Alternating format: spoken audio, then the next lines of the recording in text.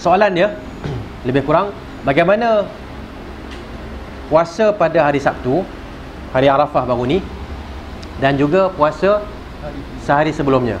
Okey. Secara umumnya bila dibincangkan puasa hari Jumaat, ada hadis yang mengatakan, hadis sahih yang mengatakan tidak boleh puasa hari Jumaat sahaja. Kena puasa bersama sehari sebelumnya atau bersama sehari selepasnya. Okey. Khamis Jumaat atau Jumaat Sabtu. Itu satu hadis. Hadis yang seterusnya mengatakan tidak boleh puasa pada hari Sabtu kecuali puasa yang fardu sahaja. Tidak boleh puasa pada hari Sabtu kecuali puasa yang fardu sahaja. Okey. Dengan itu ada khilaf ulama. Pertama, dalam status hadis itu, adakah hadis itu sahih ataupun tidak? Sebahagian ulama mengatakan hadis ini sahih, jadi dia pun beramal. Tak boleh puasa hari Sabtu kecuali puasa yang fardu sahaja. Sebahagian ulama mengatakan boleh kerana hadis itu dhaif.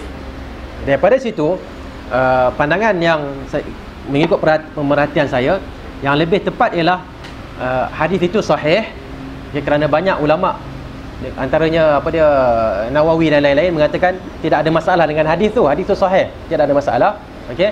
Dan kalau tak salah saya, Nawawi, Ibnu Hajar dan lain-lain. Okey, antara ulama yang mengatakan sahihnya hadis itu. Dengan itu saya lebih cenderunglah kepada pandangan yang mengatakan puasa hari Sabtu tak boleh kecuali sekiranya hari yang wajib kita puasa. Hari Arafah wajib ke tidak? Tidak wajib. Okey, walaupun kita menghormati pandangan satu lagi yang mengatakan boleh sahaja puasa pada hari Sabtu secara bersendirian, kerana hadis yang disebutkan tadi adalah hadis yang tidak sahih. Okey, apapun dua kumpulan ataupun dua mazhab ni ataupun dua pandangan ini tidak perlulah nak bercakaran. Okey, sama juga dalam mana-mana masalah lain, kita menyatakan pandangan kita ataupun pandangan yang kita pilih, kemudian kita menghormati pandangan lain yang kita rasa tidak kuat. Okey, tapi tak payah nak cakap. Kadang-kadang bila kita baca tu, adakah kefahaman anda yang cetek menyebabkan anda tidak mendapat pahala puasa pada hari Arafah, iaitu dihapuskan dosa sebelum, dihapuskan dosa selepas.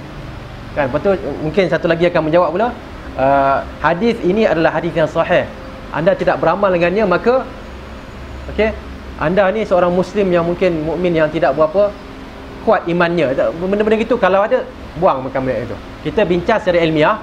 Perbincangan ilmiah akan berakhir dengan sama ada kita pegang pendapat yang kita bawa, ataupun kita ambil pandangan dia, ataupun kita mungkin lepas tu kita rasa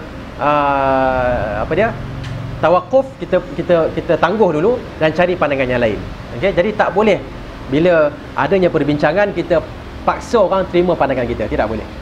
Selagi mana ada nas ataupun dalil yang menjadi sumber perbincangan.